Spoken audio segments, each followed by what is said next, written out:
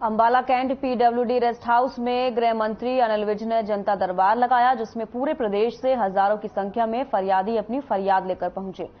बता दें कि महीने के दूसरे और चौथे शनिवार को गृह मंत्री अनिल विज जनता दरबार लगाकर पूरे प्रदेश भर से आए लोगों की समस्या सुनते हैं और उसका तुरंत समाधान भी करते हैं।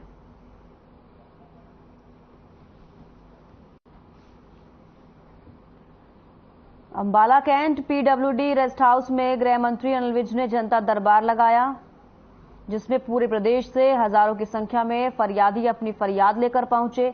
बता दें कि महीने के दूसरे और चौथे शनिवार को गृह मंत्री अनिल विज जनता दरबार लगाकर पूरे प्रदेश भर से आए लोगों की समस्याएं सुनते हैं और उसका तुरंत समाधान भी करते हैं।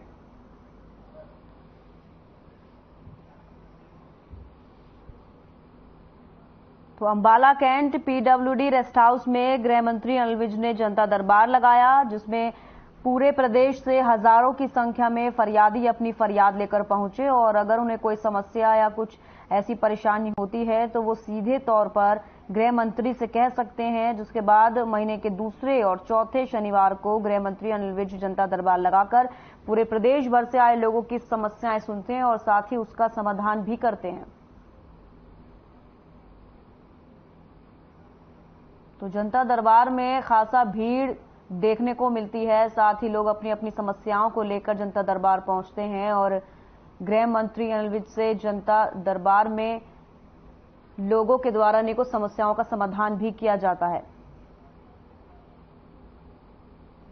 तो प्रदेश भर से आए फरियादी यहां पर अपनी फरियाद लेकर आते हैं और उन्हें यही उम्मीद रहती है कि जैसे ही गृह मंत्री अनिल विज को अपनी परेशानियां बताएंगे, उनकी जो समस्याएं हैं वो बताएंगे, उसके बाद उसका समाधान जरूर होगा।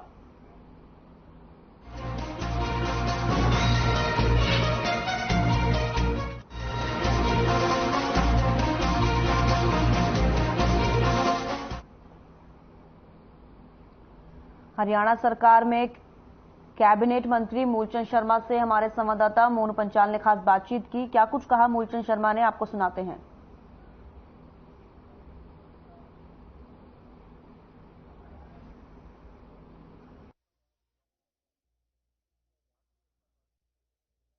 रैली निकाली गई है, कितनी लंबी निकाली गई है, कितने लोगों ने इसमें भाग लिया? ये 8 किलोमीटर लंबी यात्रा है। 8 किलोमीटर लंबा यात्रा पूरे विधानसभा के 8 किलोमीटर की यात्रा। तो कहीं ना कहीं देखा जाता है कि 26 जनवरी और 15 अगस्त को ही शहीदों को याद किया जाता है, क्या मानते हैं? ऐसा नहीं है, भारतीय जनता हमेशा याद करती है। हर महीना में कोई ना कोई कार्य करे शहीदों के प्रति। सब ये तिरंगा यात्रा है, एक नहीं अनेक बार यात्रा निकाली है। तो भारतीय जनता पार्टी शहीदों के सम्मान हमेशा। तो कहीं ना कहीं मुहिम जो है लगातार पूरी होती हुई जा रही है कि हर घर तिरंगा, तिरंगा यात्रा को लेकर। बिल्कुल वही मुहिम है, हर घर तिरंगा, हर घर से तिरंगा, हाथ में तिरंगा यात्रा पूरे देश में, पूरे प्रदेश में हर घर तक तिरंगा यात्रा। क्या संदेश देना चाहेंगे? सभी तिरंगा का सम्मान करना चाहिए, भाईचारे के साथ सबको रहना चाहिए। तिरंगा हमारा सम्मान है, तिरंगा हमारा सब कुछ याद दिलाता है हमारे के बच्चे यहाँ। बिल्कुल देखा जा रहा है कि तिरंगा यात्रा को लेकर के कहीं ना कहीं युवा को भी संदेश देते हुए कहा कि हर घर तिरंगा जो है होना चाहिए और यात्रा जो है तिरंगा की निकालनी चाहिए। तो इस तरीके के संदेश देते हुए नजर आ रहे हैं हरियाणा के कैबिनेट मंत्री मूलचंद शर्मा। फरीदाबाद से हर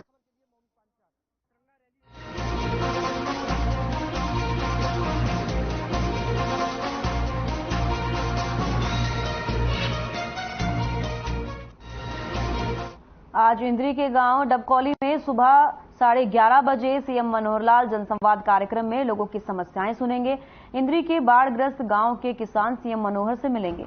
गांव गढ़ी बीरबल पंचायत भवन में किसानों ने इसको लेकर एक मीटिंग की, जिसमें फैसला लिया गया कि सुबह 10 बजे बयाना अनाज मंडी में सभी किसान जुटेंगे और शांति के साथ सीएम के सामने अपनी जायज मांग रखेंगे।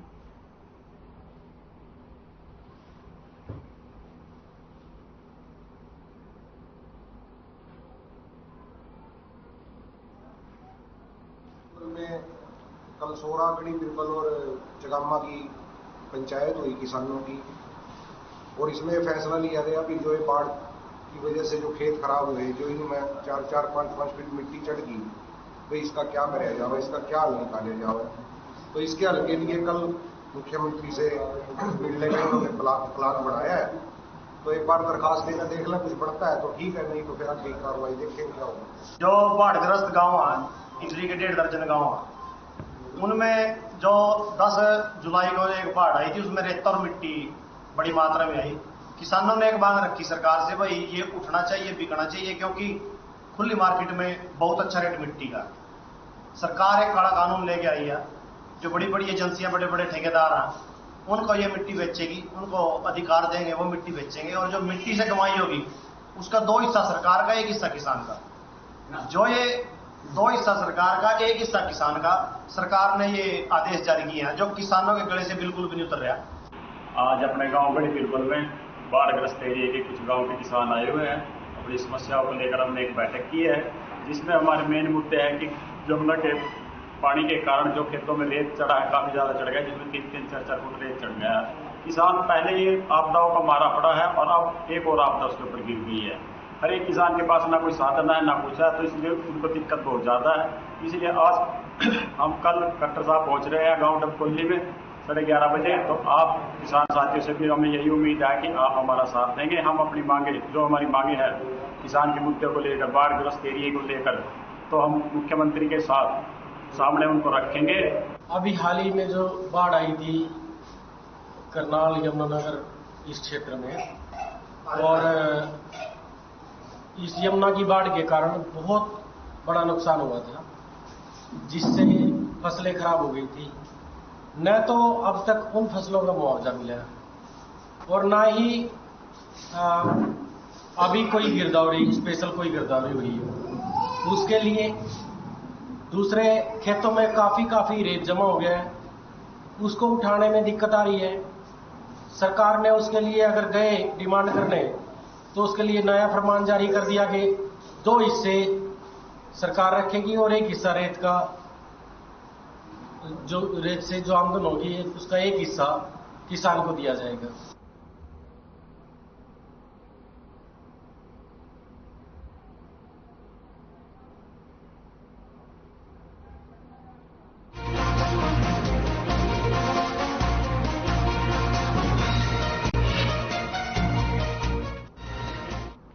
आजादी के अमृत महोत्सव एवं स्वतंत्रता दिवस के उपलक्ष्य में भारतीय जनता पार्टी द्वारा चलाए जा रहे तिरंगा यात्रा अभियान के तहत आज भाजपा कार्यकर्ताओं ने रतिया शहर में भव्य तिरंगा यात्रा निकाली।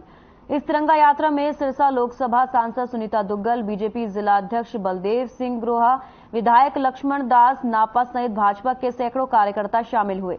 बता दें कि सभी कार्यकर्ता हाथों में तिरंगा लहराते हुए शहर के विभिन्न मार्गों से गुजरे और भारत माता की जय एवं वंदे मातरम के नारे लगाए।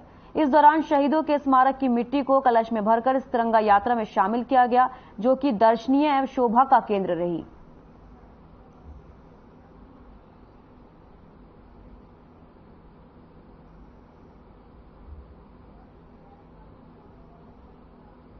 देखिए, ऐसा है कि माननीय प्रधानमंत्री जी ने ये सभी कार्यकर्ताओं को आह्वान किया है और हमारे राष्ट्रीय अध्यक्ष जी ने भी सभी कार्यकर्ताओं का आह्वान किया है कि हम लोग 14 अगस्त को विभाजन विभीषिका जो है उसका आयोजन पूरे हिंदुस्तान भर के अंदर करेंगे और इसके साथ साथ जो है 15 अगस्त को जो है वो हम स्वतंत्रता दिवस मनाएंगे। लेकिन 12 अगस्त से लेकर 15 अगस्त के बीच में हमें हर घर तिरंगा जो है वो लगाना है और तिरंगा यात्रा निकालनी है। उसी के संदर्भ में आज हम सब लोग यहाँ पर रतिया में जो है इस अनाज मंडी के अंदर इकट्ठे हुए हैं। सभी कार्यकर्ता बंधु, हमारे यहाँ के विधायक, हमारे भाई लक्ष्मण नापा जी, हमारे जिला अध्यक्ष बलदेव ग्रोहा जी और सभी कार्यकर्ता बंधु यहाँ पर एकत्रित हुए हैं और हम लोग सब यहाँ से तिरंगा यात्रा जो है उसकी शुरुआत करने जा रहे हैं और ये भगत सिंह जो चौक है वहां तक जाएगी और वहां पर हमारे जो स्वतंत्रता सेनानी हैं, जिन्होंने स्वतंत्रता के लिए अपनी जान दी है, कुर्बानी दी है, उनको हम लोग माल्यार्पण करके इसका समापन करेंगे। आज की तिरंगा यात्रा रतिया जो हमारी शहर में अभी हम करने जा रहे हैं, तो सभी देश में भारतीय जनता पार्टी का एक ये कि सभी हर घर तिरंगा लगे और एक सभी शहरों में, सभी गांवों में तिरंगा यात्रा निकाली जाए। उसी कड़ी में आज रतिया में ये यात्रा निकाली जा रही है। आज हम इसी शहर में, सारे शहर में पैदल घूमेंगे और माननीय हमारी सुनीता दुग्गल जी अभी पहुंच चुकी हैं और वो और हमारे जिला अध्यक्ष जी और कुछ हम जो मेरी माटी मेरा देश चल रहा है, जो शहीदों की हम जो उनकी मिट्टी हम लेके वहां हमारे कार्यकर्ता दिल्ली पहुंचेंगे।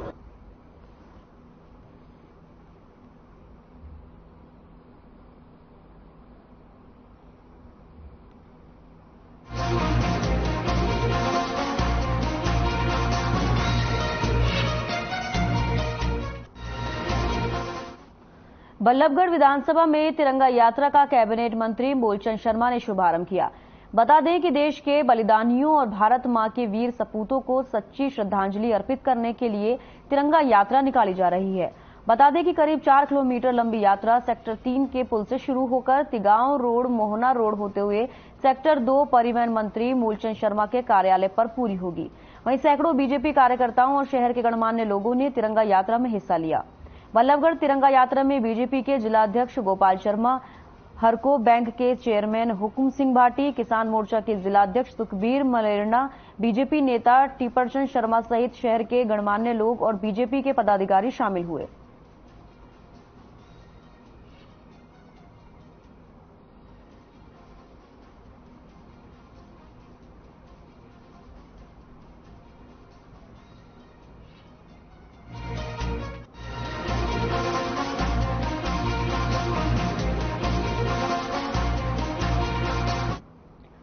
फरीदाबाद में सोशल मीडिया पर पुलिस की गुंडागर्दी का एक वीडियो जमकर वायरल हो रहा है। इस वीडियो में देखा जा सकता है कि कुछ पुलिसकर्मी एक युवक को जबरन पकड़कर ले जाने की कोशिश कर रहे हैं, लेकिन उसके परिजन पुलिस का विरोध कर रहे हैं। इतना ही नहीं, उनका आरोप है कि पुलिसकर्मियों ने उन पर न केवल उन्हें मारा पीटा बल्कि उन पर रिवॉल्वर भी तान ली। इस मामले में पीड़ित शाकिर और उसकी पत्नी हीना सहित उसके परिजनों ने पुलिस पर कई और गंभीर आरोप लगाए। शाकिर ने बताया कि वह अपने घर में खाना खा रहा था कि तभी कुछ पुलिसकर्मी आए और उसके साथ मारपीट करने लगे और कहा कि वह गांजे का काम करता है और जबरदस्ती उसे अपने साथ खींचकर ले जाने लगे।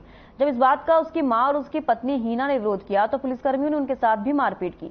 इस दौरान पड़ोस के रहने वाले किसी ने अपने मोबाइल में सारी वीडियो रिकॉर्ड कर ली, लेकिन पुलिस अपने इस गुंडागर्दी को छुपाने के लिए मीडिया के सामने दूसरा तर्क रख रही है।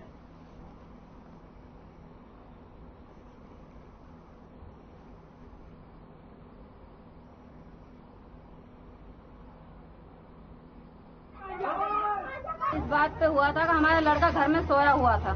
ये गए हैं अंदर जाकर उस लड़के को मारा है, मार कूट के नहीं इन्हें खूब अच्छी तरह से मार ले। हमारे पास फोन आया कि आप यहाँ पर बैठो, वहाँ पर लड़के को मार रहे हैं। जब हम गए लड़के को छुड़ाने के लिए तो मेरे थप्पड़ मारा उन्होंने खींचकर और धक्के मारकर हमें कमरे से बाहर निकाला उन्होंने। जब हमने लड़के को थोड़ा क्यों जोड़े कि गांजा बेचता, हमारा लड़का कोई गांजा फांजा नहीं बेचता। जब बेचता था अब कोई गांजा नहीं बेचता। कोई मामला नहीं था जी, मैं घर में रोटी खा रहा था, आते मेरे में लात मारी है। आती मेरे ये पूछ रहे तू गांजे का काम करता है, गांजा खा। मैं पीता हूँ खाली, पीने वाला जो मेरा गांजा था 2-4 खली वो मिला है इनको और कोई बात नहीं। जब मेरे को यहाँ से घसीट के ले जा रहे हैं, जब मेरी घरवाली आई है मेरे पास तो घरवाली में भी थप्पड़ हाथापाई करी है। फिर मेरी फैमिली आई है, फिर फैमिली ने मुझे छुड़ाने की कोशिश करी, क्यों मार रहे हो उसे, तो गन निकाल लिए। गन निकाल के खुलेआम बिल्कुल एकदम इंचार्ज साहब ने गोली बिल्कुल मतलब हमारे सामने दिखा दी। ऐसा है, हमारे पास गुप्त सूचना मिली थी कि अहमद नाम का लड़का शराब बेचता है, गांजा बेचता है। मैं और प्रवीण कुमार एसपीओ मौके पर पहुंचे तो वहां पर अहमद नाम का लड़का मिला नहीं। उसके बाद में सागिर नाम के 2 लड़के, दोनों भाई हैं, वो आपस में झगड़ा कर रहे थे और झगड़ा करने छूट छुटा किया तो वहां उनके परिवार के आसपास के लोग इकट्ठा हो गए और बीच बिचाव करते समय ये हुआ।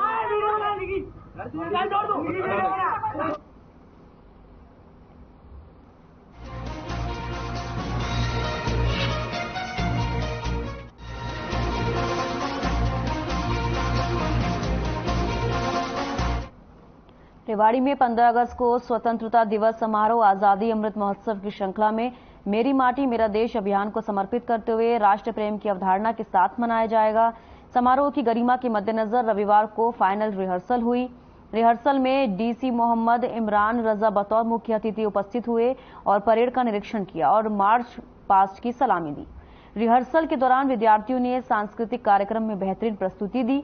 मेरी माटी मेरा अभियान के अंतर्गत डीसी मोहम्मद इमरान रजा व एसपी दीपक सहारन ने जिला स्तर पर आयोजित कार्यक्रम में पंच प्रण का संकल्प दिलाते हुए कहा कि राष्ट्रीय प्रेम के संदेश में भागीदार बने।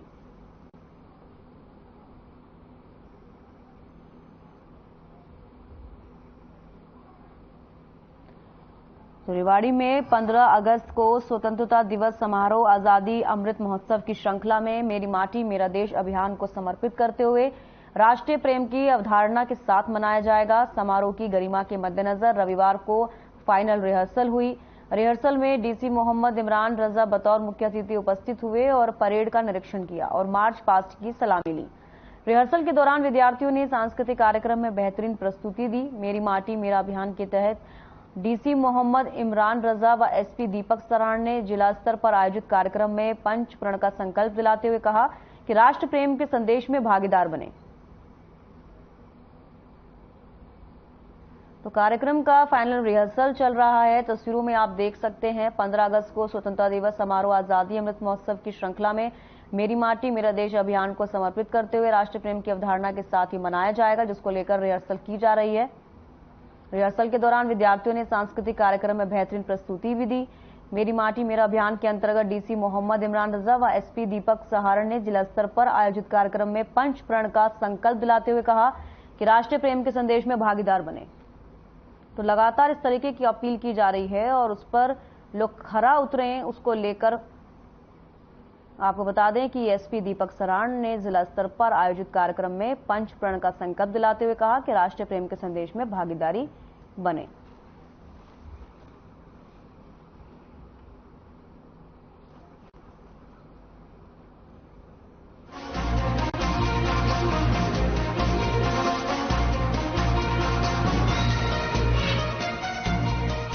जाखल के नई बस्ती से सवारियों से भरा ऑटो का पातड़ शहर के तरफ जाते समय खानेवाला गांव के पास संतुलन बिगड़ने से नाले में गिर गया। इस हादसे में कई लोगों की मौत हो गई और अन्य सवारियों को चोटें आने पर पटियाला रेफर कर दिया गया। खबरों के मुताबिक जाखल वार्ड नंबर 9 और 10 की नई बस्ती से 10 महिलाओं ने पातड़ा शहर के खाटू श्याम मंदिर जाने के लिए रवाना हुए, लेकिन खानेवाल गांव के पास ऑटो का संतुलन बिगड़ने के कारण सड़क से कई फुट नीचे बहरे नाले में गिर गया, जिसके कारण 3 महिलाओं की मौत हो गई। जांच अधिकारी जयप्रकाश ने बताया कि 5 बच्चे व 10 महिलाओं सहित ड्राइवर पातड़ा की तरफ जा रहे थे और संतुलन बिगड़ने के कारण ये घटना हुई है।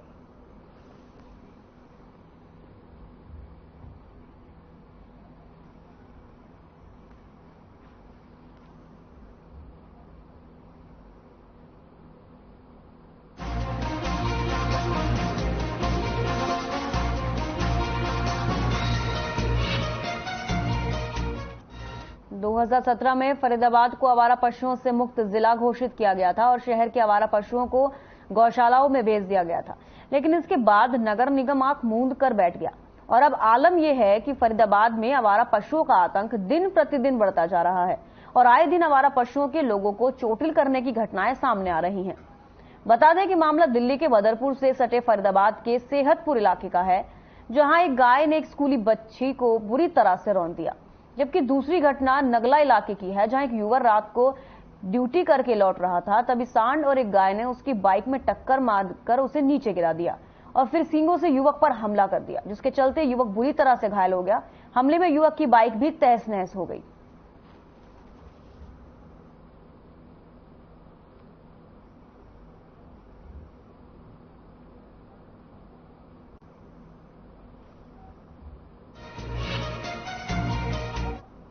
आ रहा है 11:30 बजे करीब, तो हमें फोन आया अचानक कि आपके बेटे का एक्सीडेंट हो गया।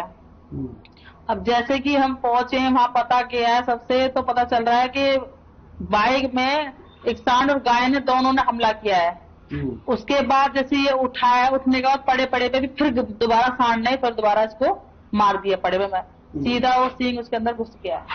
इतनी लापरवाही हो रखी है बहुत ज्यादा। तो क्या कहेंगे कि हमारा पशु लगातार एक के बाद एक किसी को बच्चे को या रोज का काम है, रोज का काम, बच्चे के पीछे भागते हैं, बाइकों के पीछे भागते हैं, गाय भागती हैं।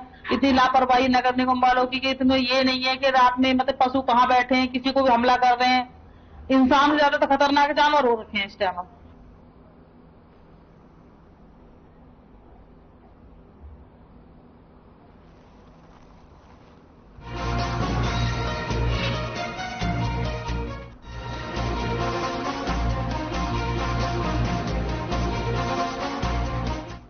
हरियाणा में 39 दिन से हड़ताल पर चले रहे लिपिकों को मानने के लिए 4 दौरे की बैठक विफल रहने के बाद सरकार ने अब एस्मा लगा दिया है।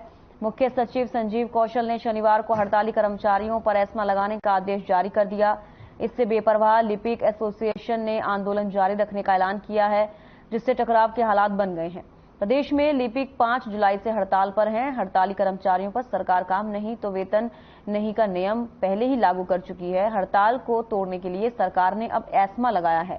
इसके तहत कोई भी सरकारी कर्मचारी हड़ताल में शामिल नहीं हो सकता।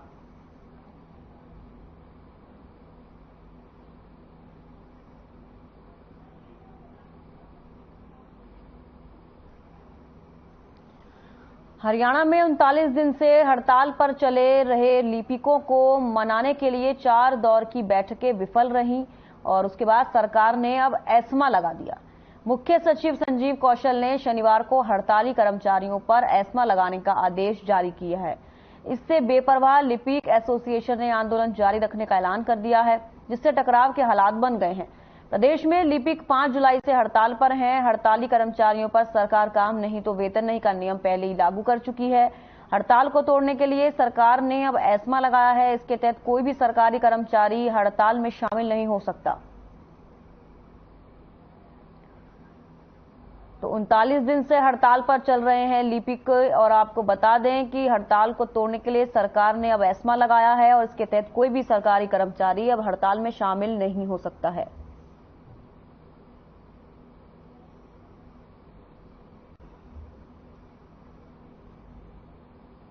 हड़ताली कर्मचारियों पर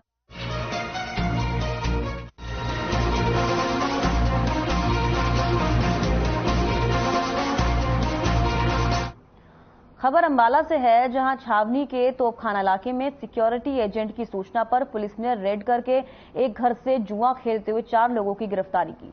उसी दौरान 27,400 रुपए की रकम भी बरामद की। फिलहाल पुलिस ने चारों के खिलाफ गैम्बलिंग एक्ट का मामला दर्ज कर लिया है।